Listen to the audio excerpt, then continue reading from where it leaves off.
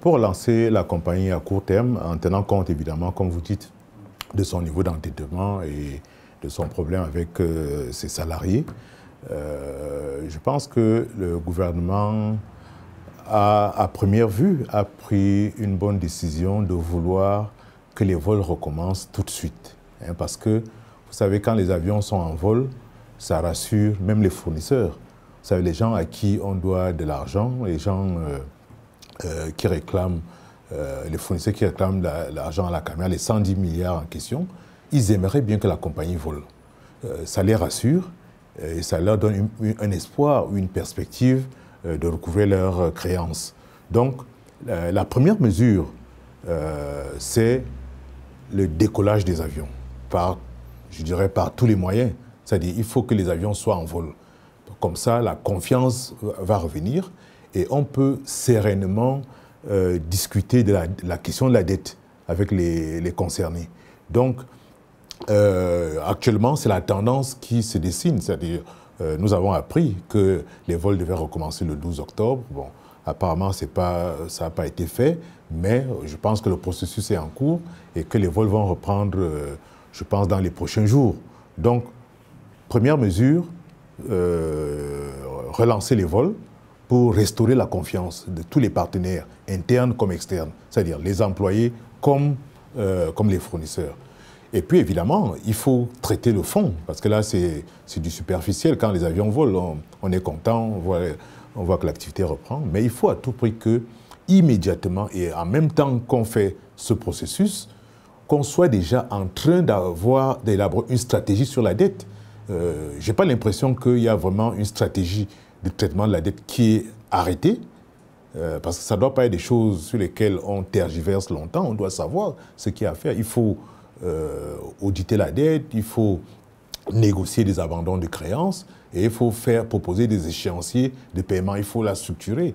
Et il me semble que ce travail n'est pas encore, en tout cas à ma connaissance, n'est pas encore fait et il est important que ce soit fait très rapidement parce que on aura besoin de ces fournisseurs, donc il faut vraiment qu'on leur propose immédiatement un plan.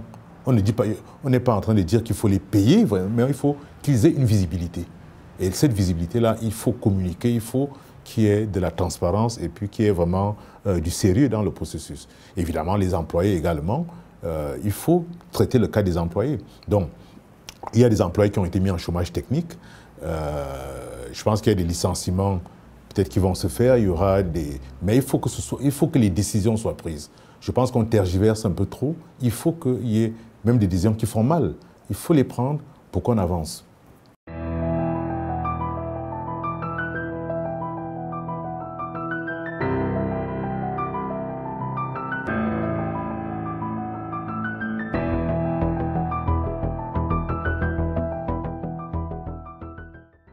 Oui, je pense qu'actuellement, l'État doit dessiner quel est le profil type du repreneur, en fait, du candidat idéal à la privatisation de Camerco.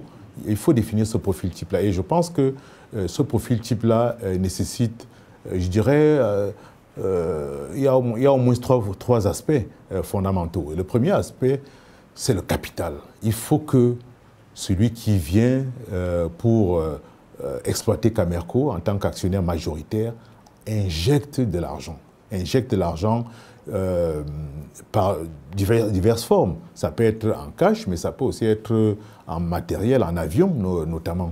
Donc il faut que le futur apporte vraiment du capital qui va permettre à la compagnie de se doter d'une flotte. Il faut évidemment qu'il y ait de l'expertise. On ne veut pas... je pense que l'État ne doit pas chercher juste un partenaire financier. Il cherche un partenaire technique et financier.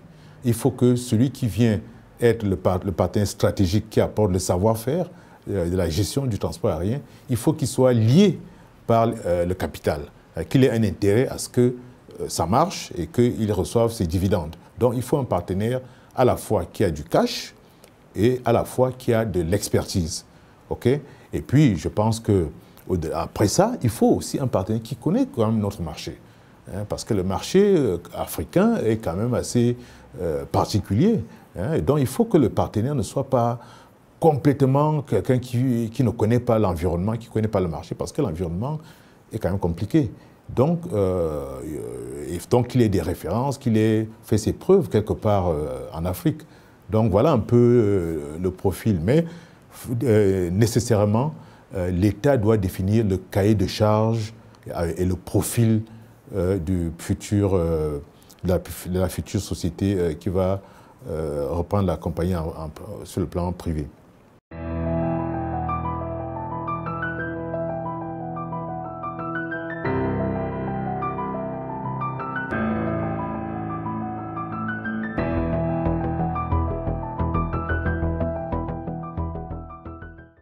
À court terme, il faut avoir l'outil de production.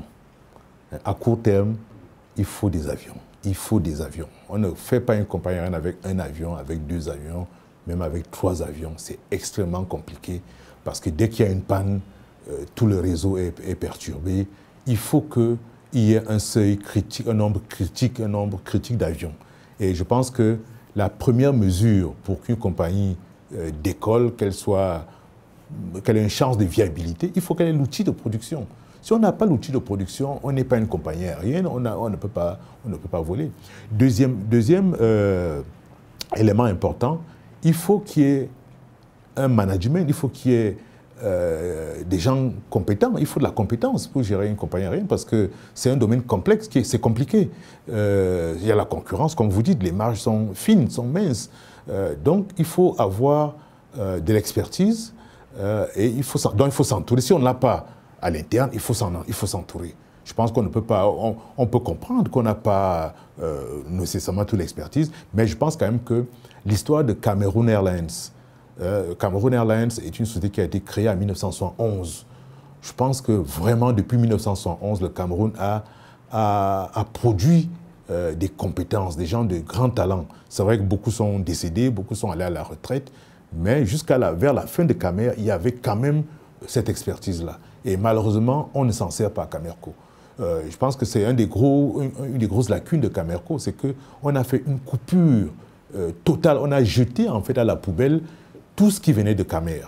Alors que Camer a eu ses problèmes, certes, mais je pense que ce qui était indiscutable au niveau de Camer, ex-Camer, c'était la compétence. On avait les meilleurs pilotes d'Afrique, ça je pense qu'on peut le dire. Nous avions à la Camer des meilleurs mécaniciens d'Afrique, parce que donc sur le plan technique, l'équipe était bonne, et même sur le plan du management. Nous, on a connu des directeurs commerciaux à la Camer. Je pense qu'il y a un qui est ministre aujourd'hui. On a connu des directeurs commerciaux à la Camer qui étaient extrêmement compétents. Donc Camer avait d'autres problèmes, mais je pense qu'au fil des ans, Camer a développé une expertise. Malheureusement, on a fait je ne sais pas pour quelle raison, on a accusé en fait le personnel de Camer d'avoir coulé la compagnie alors que ce n'était pas le personnel qui était responsable. On sait bien que c'est l'État qui a pris certaines décisions. Donc, je pense qu'il y a de l'expertise, hein, mais on ne s'en sert pas. Et puis, en fait, le troisième élément, c'est vraiment les outils. On ne gère pas une compagnie aérienne sans outils de gestion. Je dis bien outils de gestion. Et ça veut dire que pour vendre les billets d'avion, il y a des outils pour vendre les billets d'avion, il y a des systèmes, même pour rentabiliser le remplissage d'un avion. Il y a des outils, puisque dans un avion, vous savez, toutes les places, même votre voisin ne paye pas le même prix que vous. Hein, ça dépend à quel moment il achète son billet, ainsi de suite, dans quelles conditions. Donc, Camerco n'a pas ces outils-là. Camerco n'utilise pas ces outils. Hein. Camerco ne connaît pas la rentabilité de ces lignes. Je dis bien un outil performant qui permet de dire que Yaoundé, Garoua, ça nous coûte tant. Et voilà comment on peut faire pour rentabiliser ça. Quelle est la subvention que l'État doit payer? Si l'État doit payer une subvention, quel est le différentiel? Donc, on n'a pas les outils. On a même du mal à avoir une comptabilité générale qui marche à Camerco. Vous voyez, c'est quand même problématique. Donc, les outils de base, les procédures, parce que les manuels de procédure sont des outils de gestion. J'ai toujours dit qu'on a des procédures pour acheter les fournitures de bureau à Camerco, mais on n'a pas de procédure pour acheter un avion. Est-ce que ça a un sens? C'est le bien le plus important, le plus cher et le plus complexe à acheter. Il n'y a pas de procédure pour l'acheter. Par contre, il y a des procédures pour acheter du papier. Donc, c'est là le problème, en fait.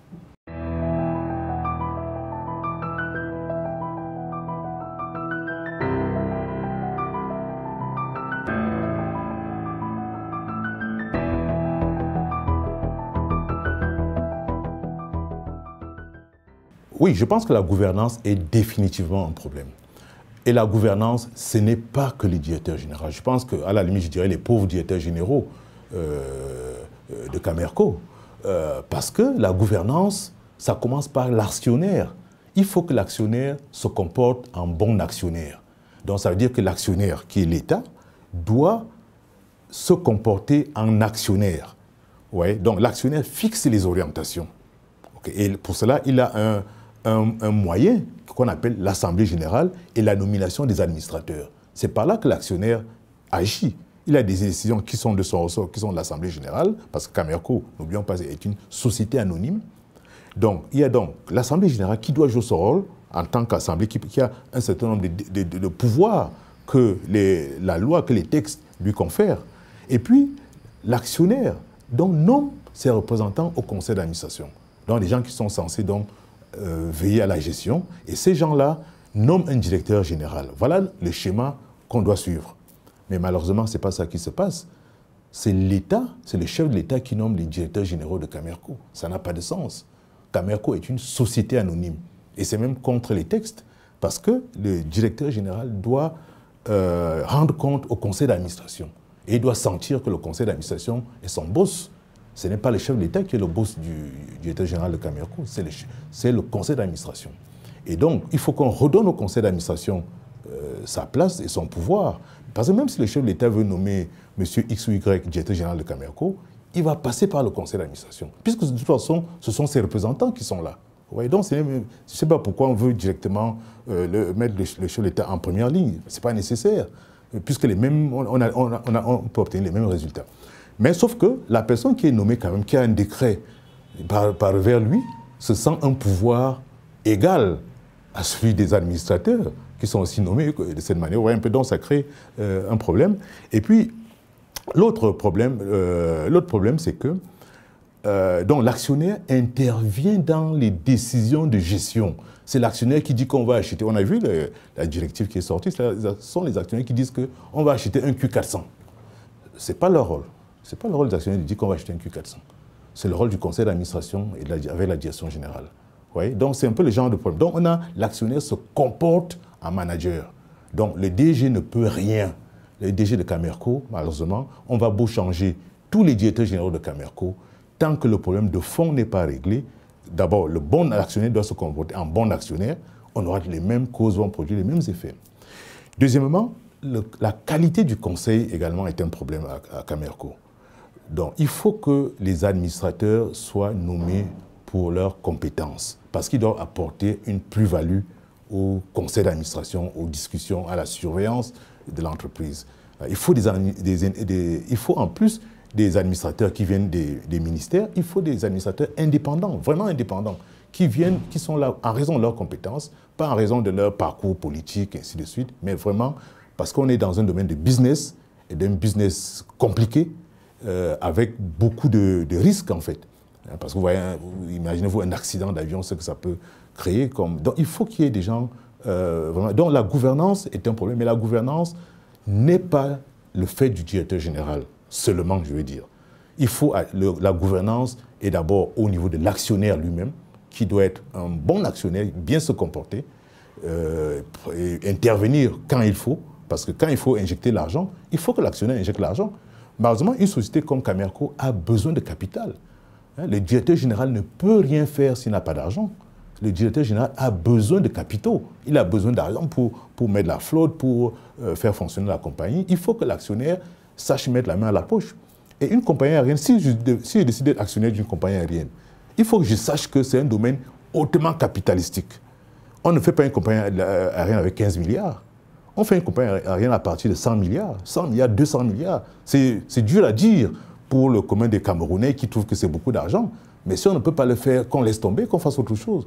Mais si on veut le faire, ce n'est pas à coût de 10 milliards qu'on va créer une compagnie aérienne viable, c'est à coût de centaines de milliards de francs CFA. Parce qu'un avion, je vous avais dit la dernière fois, que le JA, à lui seul, si on prend le cas du JA, il coûte 100 milliards de francs CFA à l'achat, un avion neuf de ce type-là. C'est pour vous montrer l'ampleur, en fait, du problème. Donc, gouvernance, oui, mais surtout pas comme l'opinion publique est en train de le dire. Ce n'est pas que du fait du DG. Le DG ne peut rien faire de bon si le conseil d'administration n'est pas bien constitué, ne joue pas bien son rôle, si l'actionnaire État ne joue pas bien son rôle. Le directeur général, malheureusement, on va changer tous les directeurs généraux, on va brûler tout le monde, mais on ne va pas avancer.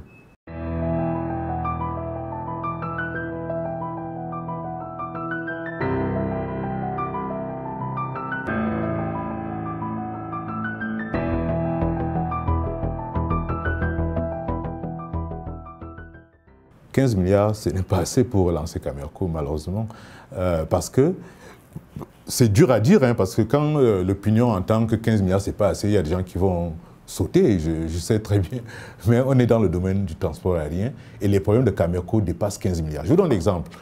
On a un avion qui a le Boeing, un des Boeing 700, bon, on fait les deux Boeing, mais je prends le cas d'un Boeing 737-700 qui a un problème de révision de moteur. Okay? Donc, pour remettre les deux moteurs à niveau, ou alors pour les remplacer, il faut 3,5 milliards par moteur. Il faut 3,5 milliards pour un moteur. Il y a deux moteurs sur l'avion, donc il faut 7 milliards. Ouais. Donc, rien que pour remettre les moteurs à flot, hein, ou pour les remplacer, il faut 7 milliards. Donc, si je prends deux avions qui ont deux problèmes, les deux avions qui ont deux problèmes de moteur, ça me fait déjà 14 milliards de parties. Donc, on parle de quoi? Sauf qu'évidemment, dans les 15 milliards, on dit non, ok, au lieu de racheter le moteur ou bien de les réviser, on va faire des locations de moteurs pour diminuer la masse. Mais la location, c'est une solution à très court terme. Hein, ce n'est pas avec la location des moteurs qu'on va fonctionner. Et puis, ça va... Vous savez, la rentabilité de cette façon de faire n'est pas prouvée. Ce n'est pas une décision, en tout cas, pour du long terme.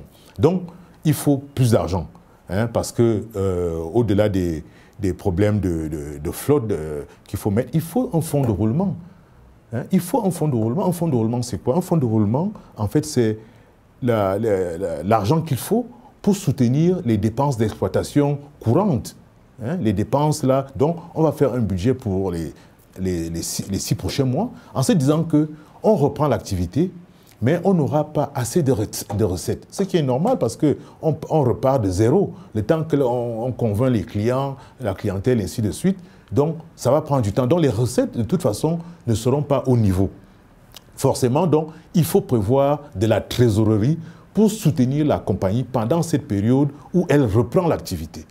Ouais, donc, il faut de l'argent, et cet argent-là, on peut l'estimer facilement à 3 ou 5 milliards, parce qu'il faut qu'on fasse cette prévision sur à peu près 4 à 6 mois, le temps que vraiment les choses reprennent comme là, et qu'on n'ait pas d'étiraillement, sans compter qu'on a des dettes à payer quand même en même temps. Parce qu'il ne faut pas qu'on oublie ça. Les fournisseurs ne vont pas assister en spectateur à la reprise de Camerco, et ainsi de suite. Les fournisseurs à qui on doit l'argent vont être actifs, vont être agressifs et évidemment, autant j'ai dit que ça créait de l'espoir, ils étaient contents de voir l'avion redécoller, mais en même temps, ça va créer des attentes fortes. Hein, ils vont se dire, ah, vous avez recommencé, donc vous avez de l'argent, donc il faut nous payer. Ouais. Donc, il faut de l'argent, il faut requalifier les pilotes. Les pilotes sont restés plusieurs mois sans piloter les Boeing 737. Hein, maintenant, on doit envoyer les Boeing 737 en révision, refaire les moteurs, mais parallèlement, il faut envoyer les pilotes en qualification, en requalification, pour qu'ils soient aptes à piloter, pour qu'on ne fasse pas comme on est en train de faire actuellement. Actuellement, il y a une solution de location d'avions en ACMI auprès d'une compagnie ukrainienne. Comme on a dit, un Boeing 737 qui a été loué auprès d'une compagnie ukrainienne pour relancer les vols. Personnellement, je pense que c'est bien de le faire. On doit le faire, on n'a pas le choix. En fait, si on doit relancer demain matin, on n'a pas le choix. On doit faire... Ce qui a été fait est une bonne décision. Mais en autant que c'est du très court terme. C'est-à-dire qu'on doit le faire parce que pour les 3 prochains mois, on ne peut rien, on n'a pas de pilotes, on n'a pas d'avions. Les avions sont en révision, sont en réparation, les pilotes sont en qualification, mais on veut quand même reprendre l'activité. Donc, on va donc prendre ce contrat-là. Mais le contrat-là, en même temps qu'on prend ce contrat, on doit commencer à requalifier les pilotes en même temps, on doit déjà lancer les checks, les révisions des avions, la réparation des avions, pour qu'on ne reste pas dans ce contrat. C'est ça l'enjeu. Il ne faut pas qu'on reste sur ce contrat sur 6 mois. Ce serait catastrophique parce qu'avec un contrat d'ACMI, on n'est pas rentable. On ne peut. C'est des contrats de dépannage. C'est des contrats de dépannage. Personne n'utilise ça pour exploiter une compagnie aérienne. Vous comprenez? Donc, on doit surtout, parce que le danger qui nous guette aujourd'hui, moi je le vois, c'est qu'on se dise que, comme on a repris les vols du Nord et ainsi de suite, avec cet avion-là, la Cameco est repartie, est sauvée. Non. Parce que si on n'a pas fait nos devoirs de réparer les avions qui sont en panne, en même temps, parallèlement, et de requalifier les pilotes en même temps, on va perdurer dans ce contrat et on va être, les 110 milliards vont devenir 200 milliards et le problème va s'aggraver et de toute façon, puisque ça va continuer tout simplement à creuser les pertes. Donc, c'est pour dire qu'il y a vraiment beaucoup de travail, il y a beaucoup de travail, mais il faut surtout être méthodique.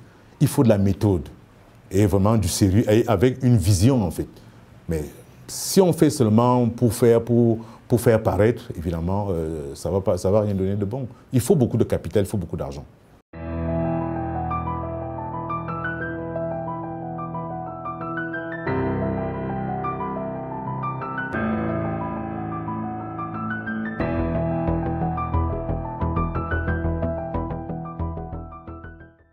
Oui, je dirais que le problème qu'on a, on a un problème sectoriel, on a un problème du secteur du transport aérien au Cameroun.